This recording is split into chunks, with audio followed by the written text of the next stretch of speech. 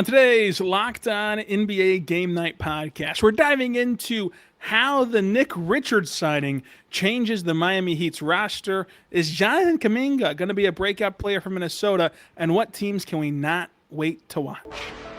When that final buzzer rings, you know it's time for Locked On NBA Game Night. All the post-game reactions to every game across the league, every single night, with insights only the hosts at Locked On can provide. It's the true NBA fans' one stop for all the action. Every game, every night. It's Locked On NBA Game Night. Tipping off now. Let's get it going on the Locked On NBA Game Night podcast on the Locked On Podcast Network, where it's your teams every day. I'm Rylan, Stiles, host of Locked On Thunder. That's David Ramil, host of Locked On Heat, and we're taking you through the NBA on this Thursday night, one day closer to the end of the offseason. But as the sand trickles through the hourglass, it still feels like an eternity is left before we have actual games to cover on game night. But we'll make do with the news that we have, David. Your Heat went out and got Nick Richards. We'll talk about Jonathan Kuminga to Miami. And we'll also discuss the teams we can't wait to watch and the teams that, we'll watch them because we're sickos, but there's not a lot of joy in our viewing experience. But, David, how are you doing today, and how do you think that Nick Richards is going to do in Miami? I'm doing well. Probably better than what I expect Nick Richards will do in Miami. It's a training camp deal, really, an opportunity, non-guaranteed contract. So you know, he's been hanging around the team for a while now. He's been practicing in the facility, and it's something that we discussed on Locked On Heat that it felt like the signing was imminent, but there had to be an order of operations. The first domino to fall had to be Klay Thompson. We heard the news over the weekend. Obviously, he signed on Sunday. We spoke to Klay just a couple days ago. So now that that's out of the way, then Miami can move forward. And they signed Nick Richards. They also signed Keshad Johnson to a two-way contract, a guy who was in a standard contract just last year. So they're making their moves to fill out the rest of the roster. There is a 15th spot available because Klay Thompson took less money. So who knows if there's another move to be made for Miami. But as far as Richards' impact, it's tough to say. I think the front court is pretty well set. I know a lot of people say, they don't have a big that necessarily pops. Well, they're not going to necessarily need one. They've got their rotation of Giannis Antetokounmpo. They've got Bam Adebayo, obviously. They got Bobby Portis. They got Nikola Jovic. And then they have a second-year player in Vlad Golden that they like, although I don't think he played particularly well in Summer League, so I'm not sure that he's necessarily going to pop. That might not stand out anyway as far as their depth is concerned. And that's why you bring in a guy like Richards. He's got 6 years of NBA experience. He can block some shots. He can finish at the rim if he's healthy and explosive enough to do so. So I guess in that sense, it makes some sense for Miami just to, again, bolster their depth and have a guy that's familiar with the NBA game. But I just don't know how much of an opportunity he'll actually get to make an impact because, he doesn't create his own shot. Miami's going to have to work doubly hard just to be able to get him the looks that he needs at the rim to finish at a high level so that he can be an impactful player. And we'll see whether or not he has something left in the tank, to perform at a high enough level during training camp where he can stand out and earn his roster spot moving forward. The way you ended it there is where I'm stuck at with Nick Richards because I like to have optimism. I like to have hope. I like to think of what's the best case scenario for every signing, every trade, every move, because we have plenty of time to crush these situations if they don't pan out. And why not think with hope right in this second? However, the way that I like to do that exercise is, okay, what's the best case scenario? And the best case scenario for Nick Richards, even if he individually maximized what it sounds like we both think he's capable of or lack thereof, it still is not going to be a massive difference maker, needle mover, or any sort of impact on Miami's roster. Now, granted, like you said, training camp deal, and they have the open roster spot, and it's like, would the warm body Nick Richards be better than that? Sure. But it's like, when it comes to factoring in what Miami is going to be, even if I look at this from a standpoint of, let's just say that we know for a fact it'll work out as best as humanly possible, his skill set and top end level of play, to me, still doesn't get him to the point where he's massively impactful in Miami. Yeah, I think that's about right. He doesn't project as a starter. Is he a guy that can come off the bench? Yeah. I mean, again, if either Portis or Jovic go down with an injury, they're not available for some reason, then that's the opportunity for Richards to get more minutes. But I think if we're going to put the positive spin on it, and I do like that approach in general, the feeling I guess with Richards is he wanted to be here. You have to expect that even though he's not necessarily viewed as an impactful player around the league, other teams probably would have taken a flyer on him. We saw the center market in free agency go through the roof with some unexpected names cashing in on big deals that we didn't think, as the league tends to prioritize size with what we see in San Antonio, New York, Oklahoma City, etc. Like size is certainly up at a premium now that maybe it hasn't been in quite some time. That being the case, we saw centers get perhaps even slightly overpaid during free agency. But a guy like Richards with 6 years of experience, you thought if there was enough of a market for him, maybe he would have signed elsewhere. So I'm trying to look at this from the positive perspective of, maybe he did have any other offers on the table. He's from Jamaica. He went to play in Kentucky, obviously. Maybe he thought, what, despite the other offers, I want to embrace a role in Miami where I can fit in and find a way to contribute and just maximize whatever opportunity I get, because the goal is to win.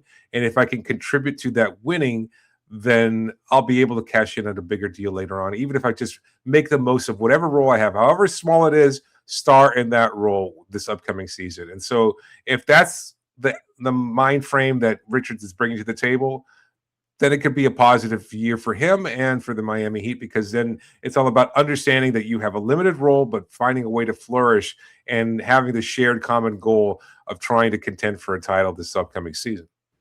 Yeah, I think so too. And I think that, when I try to think of the best case scenario, it's like you mentioned, is he going to be a starter? No. Is he going to be someone who will swing you a playoff series? No. But he can be a really nice insurance big man. And for a team that has the open roster spot anyway, it's like, hey, you know what? This is an insurance guy that could fill in if guys go down. And it's a long NBA season. 82 games is really about a war of attrition. We've discussed at length this offseason, David, how competitive that we believe the East will be, how much better that the Eastern Conference got. And so bringing on a guy that theoretically could be a plus insurance player and a plus kind of backup for you isn't the worst thing in the world. It's stuff that could be the difference in getting a home court advantage seed versus getting, the 6th seed. And that's where the 82-game season, I think sometimes people forget that, it's not just the first game, and it's also not just the last week where you're trying to shuffle up and down the board. Every single game is weighed the same when it comes to games back. So if you finish a game back of Toronto for a playoff seeding, you could have made that game up at any time. And if you have an injured stretch and now you have Nick Richards instead of an empty spot, and Nick Richards helps you win that singular game, he has impacted the season in a favorable way if it gets you a home court advantage or if it gets you to a matchup that's more favorable to you in the postseason. And I think that that's kind of the hope if he makes the team, which again, we'll see if he makes the team.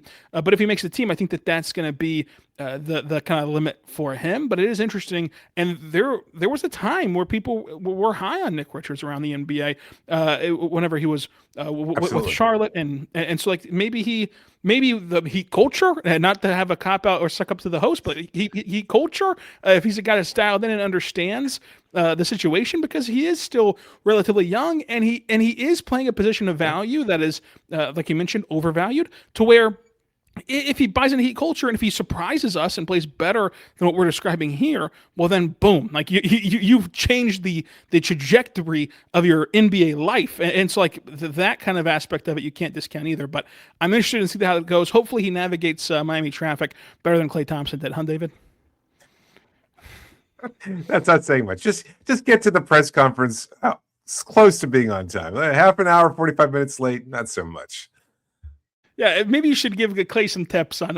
You're a veteran driver. We've talked about your road trips to go see concerts and everything. Maybe you can give Klay Thompson some advice of the peak hours and just don't be late again. But coming up, we'll talk Jonathan Kuminga. He needs some advice in Minnesota. Plus, who we would advise you to go watch this season as we are eager for the start of the year coming up.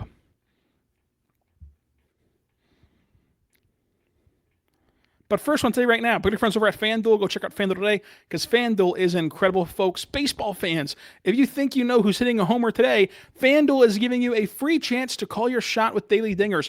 It's easy to play. Just make your free pick on who you think will hit a home run in their game. If you're right, you'll receive a profit boost to use in your next bet for a chance at extra winnings. Best of all, you can make a free pick every day through the MLB season. Daily Dingers is another way to stay engaged for every day's games. Whether you're following your favorite team or keeping an eye on matchups across the league, every game has somebody capable of going deep, and this is your chance to make your prediction before first pitch. Go check them out today because you know that there's going to be a scenario here where perhaps you're following a team and your favorite team is a team in a playoff hunt, and that's fun and engaging, and you want to see who can you ride the hot hand of as they make that playoff push.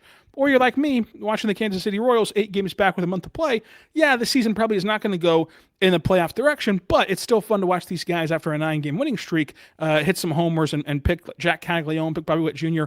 to go deep and stay involved in games that have relatively low stakes. So check it out today. If you're ready to play your game, just go join the action at FanDuel.com. That's FanDuel.com to play Daily Dingers today and make your free pick on who's hitting a homer. Play ball and swing for the fences on FanDuel, an official sports betting partner of the MLB.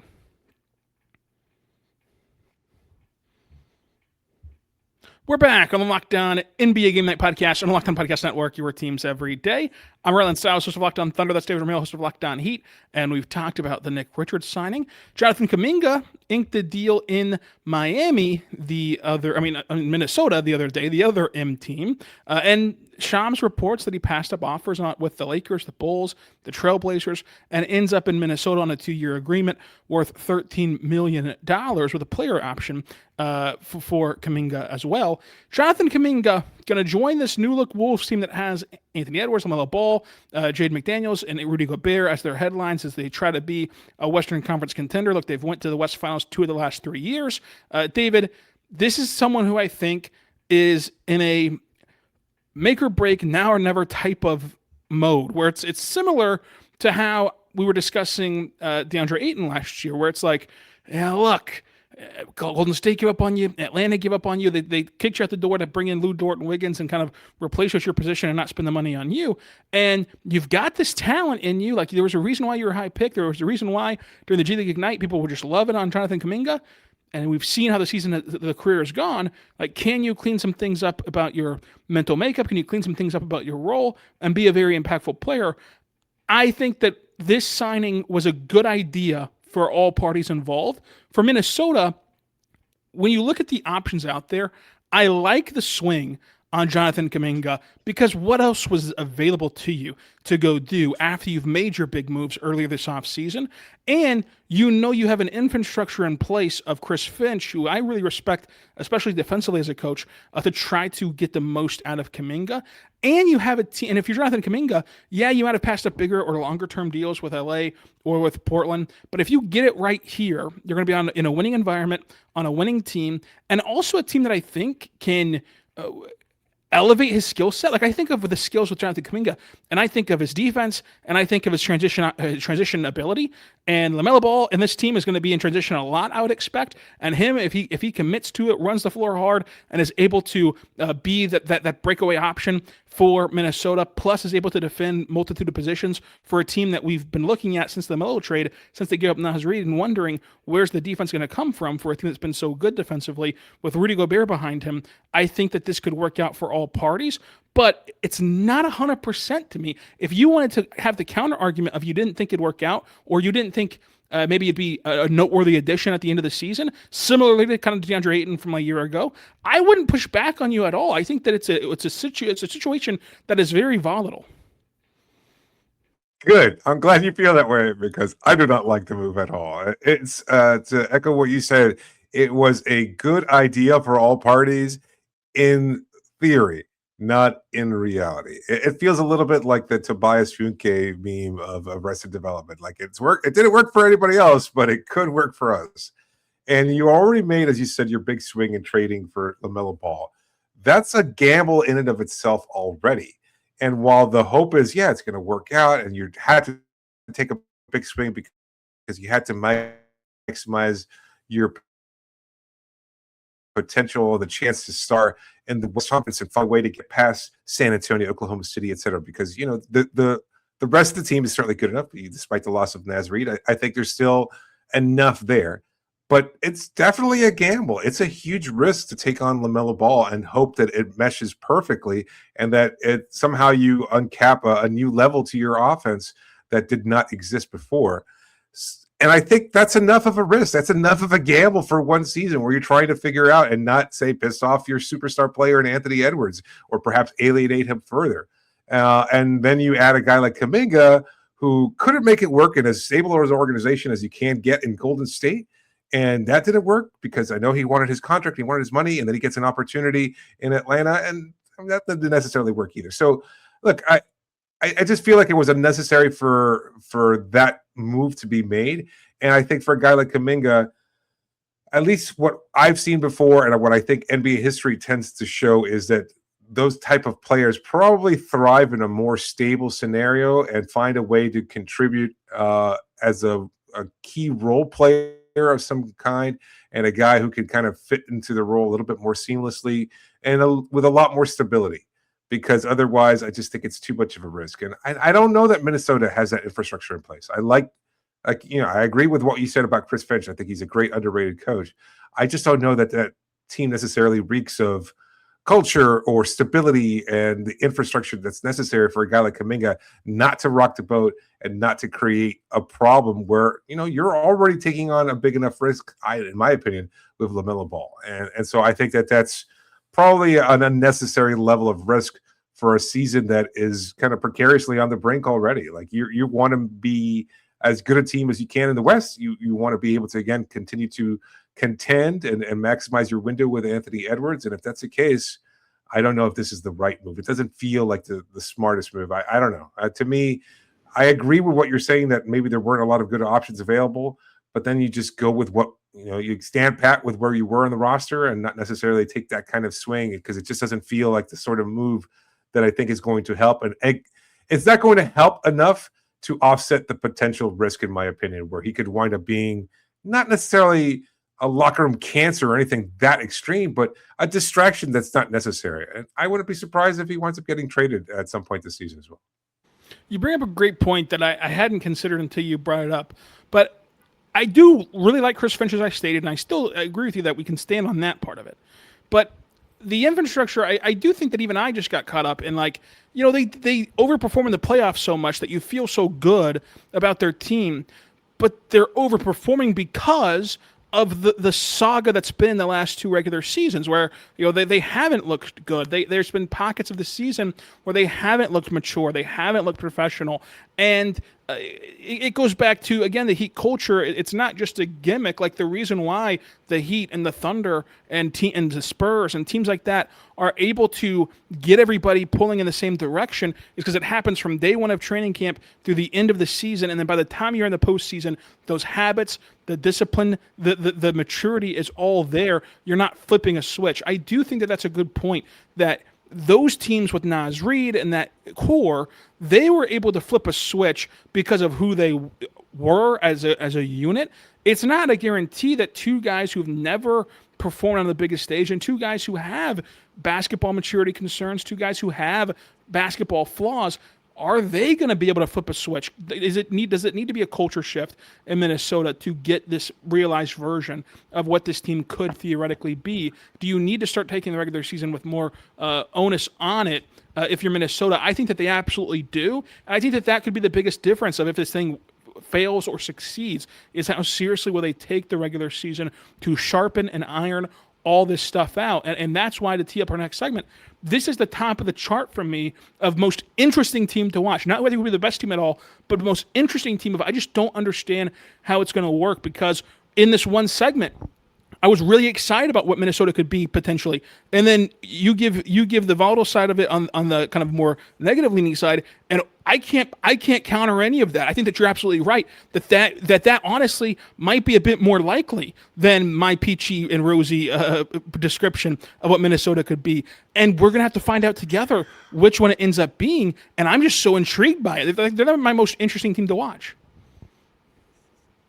Yeah, that's a good point. I mean, maybe a little bit of a train wreck factor there. Like you can't look away necessarily, but conversely, I mean, if it does break well, not to kind of poo-poo on this unnecessarily. Like, what LaMelo Ball is capable of. He's certainly a fun player for a lot of people to watch, and certainly somebody that has a high level of engagement with a huge section of fans. And Anthony Edwards is one of the premier stars in the league, and the guy DeSunmo. It's a really solid, fun team. And Kuminga could find a way to just be a really quality backup there, and maybe he accepts that role, and maybe he's happy with it and recognizes, well, I didn't get the payday I expected, but this is still an opportunity for me to thrive, an opportunity for me to shine and maximize my role. And if that's the case and it breaks right, then you're absolutely right. Like, this team is not just interesting to watch. I think they're really, really fun and capable of being really good in the Western Conference. I mean, they could be in a top tier if it breaks right. It just feels like there's a high level of risk there that you can't necessarily make that type of prediction. But as far as how interesting they are and whether or not you want to watch this team, I can't see any reason why you'd want to look away at this point either. Well, coming up, we're going to get David's most interesting team to watch and what teams we're going to watch them, but we're just not chomping at the bit to go see them play. We'll talk about that coming up on today's Locked On NBA Game Night podcast.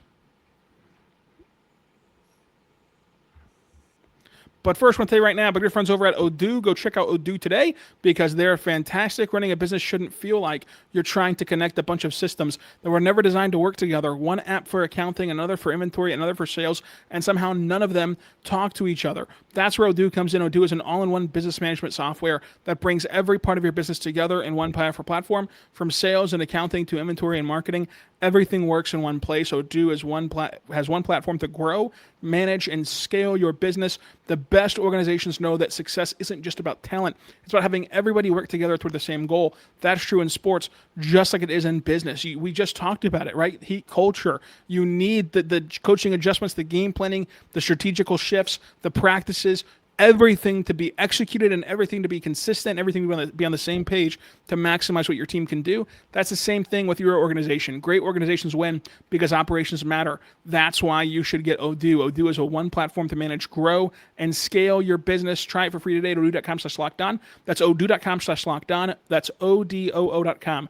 odoo.com/lockedon. Go check them out today.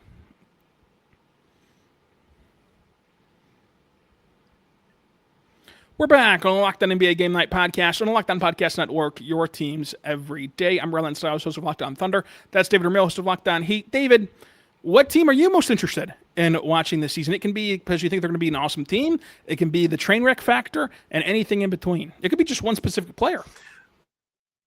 Yeah, I think for me, it's Indiana Pacers. The return of Tyrese Halliburton, I think, is a huge factor. It's certainly a very intriguing one to see if he's at full strength and capable of being the kind of incredibly impactful player that he was not too long ago. It almost feels like he's fallen off the map. And I don't know if it's just the nature of fandom nowadays where people are forgetting about the kind of player he was. But, last time we saw him being effective, he was playing in the NBA Finals and playing extremely well in that regard. So I just think that given what this team looks like now, with Tyrese working his way back, the addition of Zubac, Pascal Siakam, still again a kind of unheralded player, even when he was in Toronto, he has his accolades. He won his championship there, but he's been just as good in in Indiana as well, and just kind of an overlooked figure. And they still have Rick Carlisle. It's a really good team. They've got Steve McConnell, Kelly Oubre, Larry Nance Jr. wind up signing there as well. That's a team with some really solid depth, real great talent, and I think they're going to be real fun to watch. And that Rick Carlisle is going to make that team as interesting as possible. They were one of the teams to watch not that long ago, and due to injury, obviously that was not the case last year. I think they're my number team to watch this year.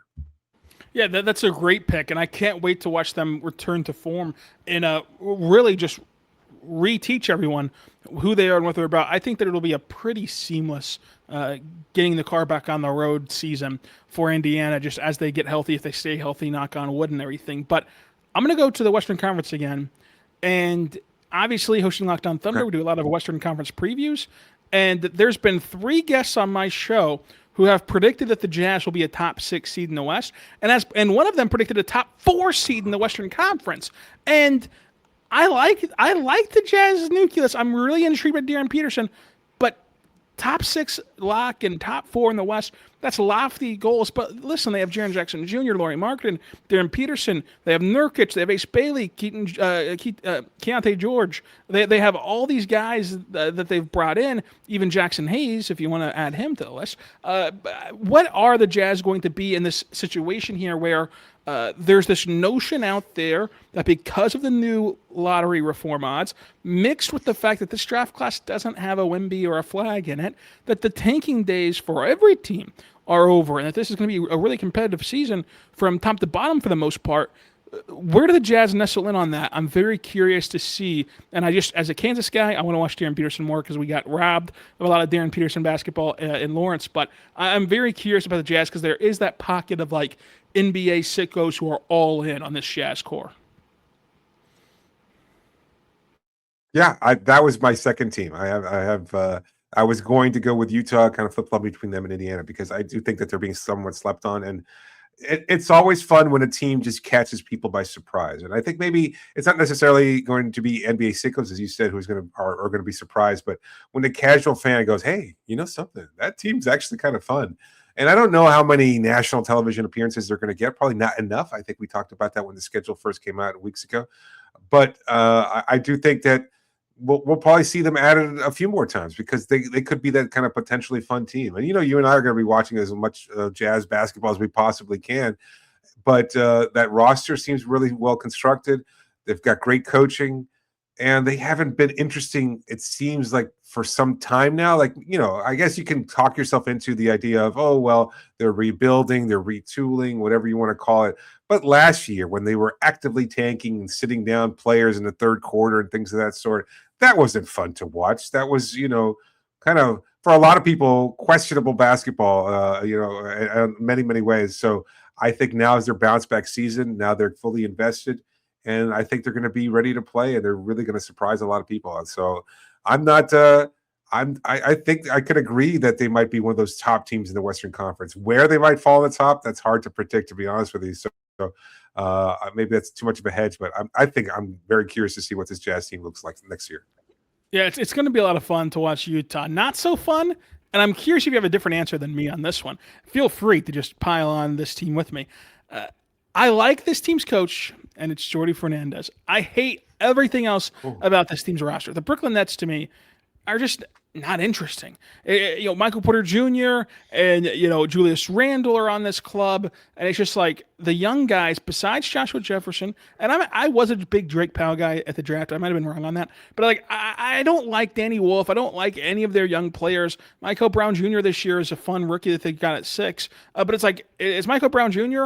and then it's Michael Porter Jr. and Noah Clowney and Julius Randle. Like, those are the guys on this team that are even remotely intriguing. I mean, besides Keon Ellis, who's just a defensive guy. It's just a weird roster, a weird hodgepodge of like not very good youngsters that I believe in. I don't believe in many of them. And then some mildly impactful veterans who can't shoulder the load of carrying a franchise from where they were at the bottom of the East anywhere upward from last year's 20-win season.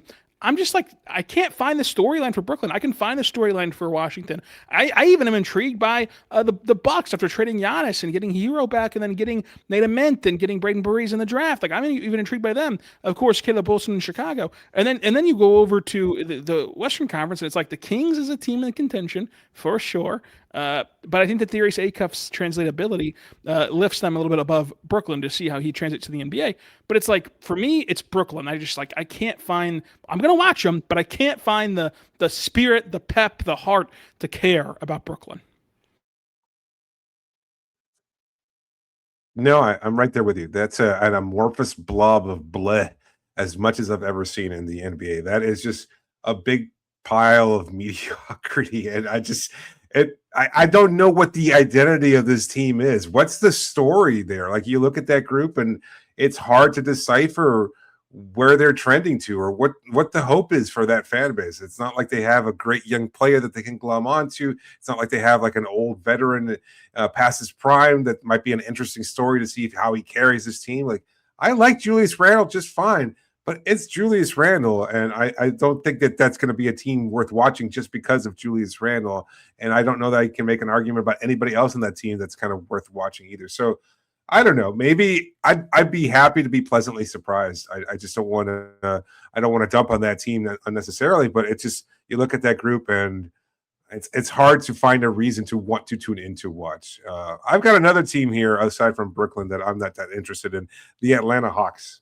Really? They've got a story. They've got, yeah. I mean, I just see this team and I just look at that group and I don't know where they're going to find their offense from. As much as Quinn Snyder is capable of coaching those teams well as he has a pass, I don't see that wrong. I don't see a player that I'm particularly intrigued by. Even Jalen Johnson, as good as he was last season, I don't know. I'm just not interested in that group. It feels like they're kind of a much better version of mediocrity to me. I'm very surprised at how bullish some people are about that Hawks team. They might be really great defensively. And they might also be just really poor offensively too. And I just don't know how I can kind of mess those two dichotomous sides together and say, yeah, I'm really curious to see how they keep people to under 90 points on any given night. So notwithstanding, I don't see any other reason worth really watching this team. Yeah, I'm with you. They're in the bottom half of the league for me in terms of interest. Because to me, the only storyline and interest is what you said. Where's the offense coming from? Can they get enough from CJ and Jalen Johnson and Alexander Walker to lead them? Can Aaron Wiggins have a bounce back offensively? Which we've only seen Aaron Wiggins be good offensively in this bit role for the Thunder where he stepped in admirably and really well for the Thunder until last year off the bench as a microwave kind of jumpstart guy for the offense. Could he do that again in Atlanta, and could he take it to the next level, given more opportunities, given more minutes? Sure, that's intriguing. But it's yeah, they're more intriguing than Brooklyn, but they're not anywhere near the top to me of intriguing teams. So I agree with you that they're in the bottom half of this league for intrigue, because I just feel like we know what it is. They're not a title contender. They're not going to be a massive threat. They're going to be a spunky team. They're going to be a gritty team. They're going to be a team that you can't just walk all over. But even when you get to the playoffs, it's can they win a series? I think that will be completely dependent upon their regular season success, because if they get to the 4 or 5 matchup, if they're the 6 seed going against the 3 seed, if they have that situation happen to them, they're not good enough offensively to get by anyone, I don't think. And the only reason to watch is to see if we're wrong on their offense. And whenever you only have one storyline and one facet of a storyline to follow, that in this league filled with drama and storylines, that puts you closer to the bottom than not of intrigue for me. Yeah, this team feels a lot like the Orlando Magic a couple seasons ago before they added Desmond Bane. Where you were wondering what this team was going to do, you knew what they were capable of defensively, and as good as Paolo Banchero was at that stage, and obviously he had a promising career ahead of him. They were not fun to watch. That was the matchup, even in the postseason, where you were just wow. I don't really care about this team or watching this team and wondering what they're going to do in order to kind of manufacture some form of offense there. So I kind of liken it to that group there. What team for you is more fun to watch? This version of the Atlanta Hawks that we've yet to see, or that past version of the Orlando Magic that we never got a chance to see? To me, it is this version of the Hawks, just because of the players that resonate with me personally. I love watching Jalen Johnson play as an individual, and then I am curious about Wiggins and Dort selfishly bouncing back. I do really like watching Nickeil Alexander-Walker. So I'm more interested in what these guys can end up becoming versus those Magic teams. But I do think that this is as spot on of a comparison as you can get. This is like comparing a Whopper to a Big Mac. It's very, very similar. You know what it is, and it just is correct. Right. Yeah, no, it's curious. Any other teams that maybe are kind of bottom up there for you as far as the teams that you're not curious about? Yeah, this is going to be a fun season, I think, because of what we mentioned with the lottery odds and the draft classes. But if I had to pick another team I was not curious about, it's just the New Orleans Pelicans. Jeremiah Fears is fun to watch for me. And it feels like the entire NBA world loves Trey Murphy III and loves Herb Jones. They haven't accomplished anything yet. They're good players, but it's at some point we either have to stop making up these mock trades with them, or New Orleans has to put them on the market for me to care again. And I just think that this is a roster that I don't trust Zion Williamson, who could. I think that this is an injury-riddled and bad roster that isn't really going to do much. Do they have a fun player in Jeremiah Fears and Derek Queen? For sure. But past that, night in and night out, when you tune into them, the first thing you have to wonder about is who's all playing. And the odds say Zion's not playing, Trey's not playing, Herb's not playing, these guys aren't playing. And it's like, at that point, you're left with nothing to watch it with New Orleans. Yeah, that's a really good pick right there. It's so far under the radar for me that I don't even consider them. That's kind of where it stands right now. That was another good show, and we have another day down. Today's gone. Tomorrow will come, and then eventually we'll get to at least preseason basketball. Get me to the preseason. I think that you're here, the first to report at the training camp. So just get me to training camp day. But David, this was fun again. Until next time, folks, make sure that you subscribe to Locked On NBA anywhere you get your podcast from. It's all free. And be good to one another.